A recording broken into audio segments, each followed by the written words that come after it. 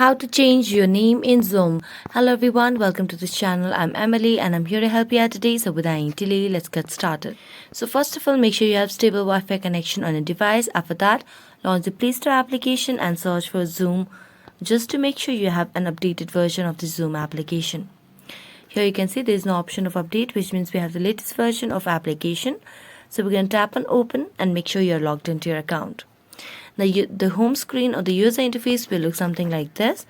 Now all you need to do in order to change your name on Zoom is simply tap on the more section at the bottom right corner of the screen. As you do that, tap on your profile name over here and then tap on the display name. Here you can see your first name and your last name, so you can just tap on the display name and change it over here. So I'm gonna change it over here like this, and then tap on their last name as well. I'm going to change it and then tap on save option.